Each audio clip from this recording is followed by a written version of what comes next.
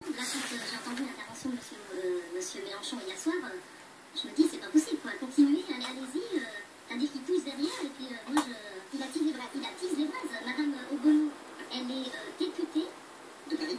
Vous entendez comment elle parle du président? Ah oui. Ça vous choque? Ah, moi, ça me choque. Pardon? C'est que l'appel à l'acte 5 a été organisé avant la déclaration d'Emmanuel Macron. Donc, ça veut bien dire que ces personnes-là font fi de ce qui pouvait être commun. Mais pourquoi un moratoire? Pourquoi pas une suspension? Pourquoi pas une suspension pure et simple? C'est ce que vous dites. Jacqueline Moreau. The Comeback. Incroyable. Les analyses, en effet, sont pas bidons. Je voudrais prévenir Jules, ta vidéo a été supprimée directement. Donc tu as posté ta vidéo et je ne sais pas si ça a été jusqu'au bout ou pas, mais ils ont supprimé ta vidéo.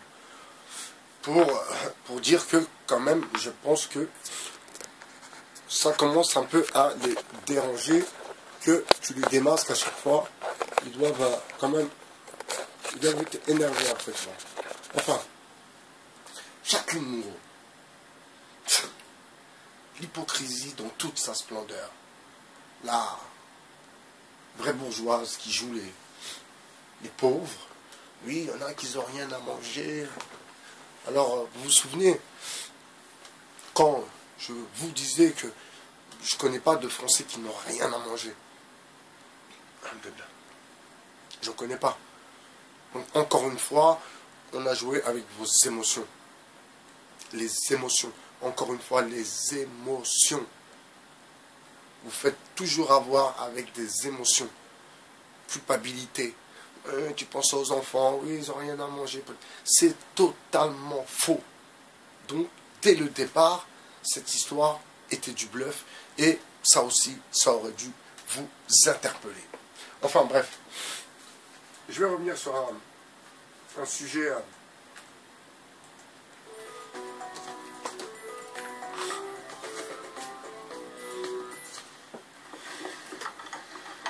Elles s'appellent Million, Sneg et Feven et elles sont heureuses car elles se sentent à nouveau en sécurité.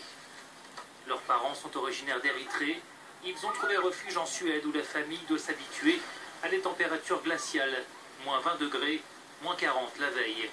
Nous sommes au-dessus du cercle polaire, dans le tout petit village isolé de Riksgrens. Est-ce que c'est pas du satanisme? Est-ce que c'est pas faire du mal à l'autre? Alors, je vais vous expliquer un peu l'histoire de ce couple d'Érythréens qui se retrouvent, comme ils sont réfugiés, ils se retrouvent à vivre dans le cercle polaire. Donc des gens qui étaient habitués au soleil, qui étaient habitués à une vie plutôt éclairée, se retrouvent dans des conditions vraiment compliquées à vivre, j'imagine, pour eux. Beaucoup de Français, quand ils pensent aux migrants, ceux qui sont contre les migrants, qui ne veulent pas du tout des migrants, ils prennent comme exemple la Suède. Et ils disent, oui, en Suède, oui, on n'a pas réussi à les intégrer, il y a eu des viols, patati patata. Mais, mes amis, est-ce que on peut comparer la Suède, ça c'est pour Olivier Oberton, et je vais lui dédicacer cette vidéo.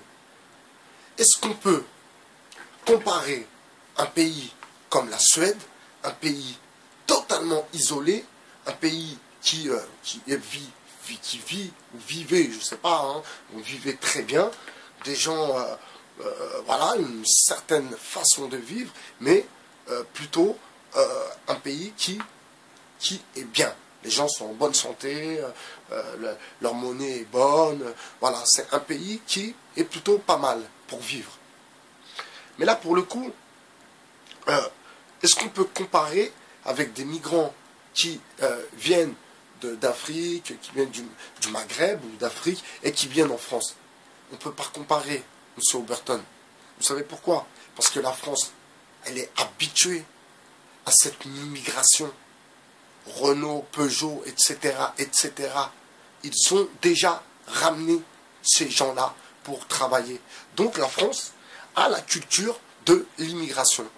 Et il n'y a pas de honte, et bien au contraire, je trouve, il n'y a pas de honte à avoir une culture de l'immigration. Et la France, d'ailleurs, je vais aussi vous faire une révélation. Vous savez, je connais beaucoup d'amis à moi qui sont devenus mes amis par la force de la vie, par la force des choses, et qui ont été dans des pays et ça leur a pas plu. Ça leur a pas plu. L'Italie, ça leur a pas plu parce que l'Italie, c'est des racistes. Ça, c'est clair, c'est net et précis. Je suis désolé pour celui ou celle qui est italien, mais c'est une vérité. Les Italiens sont des racistes. Vous savez, en Italie, il y avait une jeune femme qui témoignait, une jeune africaine qui témoignait, et elle dit, il m'est arrivé un jour qu'un monsieur vienne me voir et me demande, tu prends combien pour la nuit?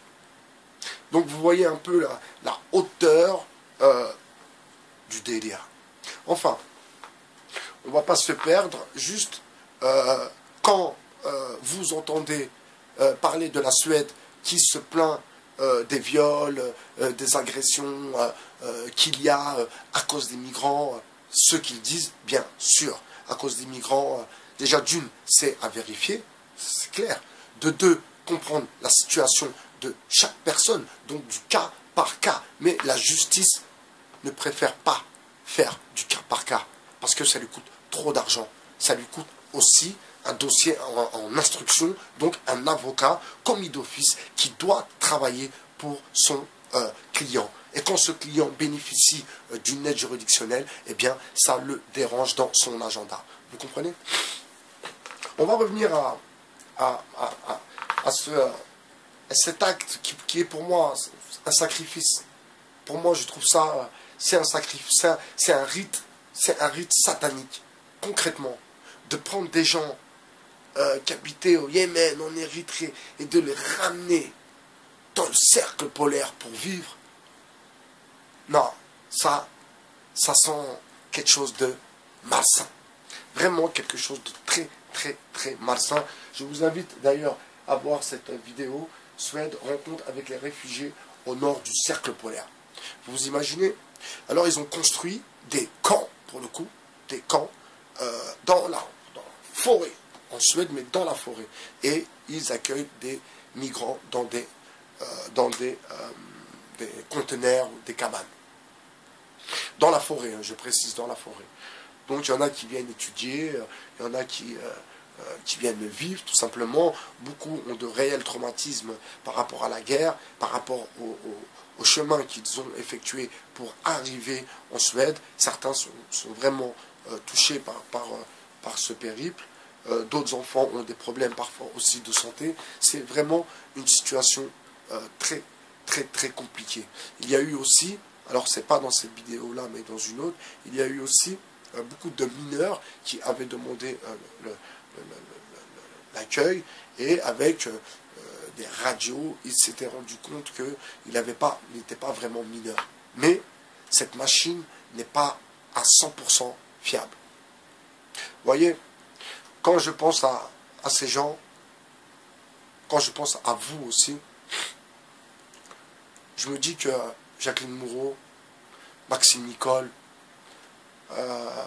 tous les autres youtubeurs là, les lanceurs d'alerte, les lanceurs d'alerte troués, les lanceurs de tuyaux troués, tout cela là, je leur dis gardez la pêche et n'avalez pas le noyau. C'était Bye BHR sur le 2.0.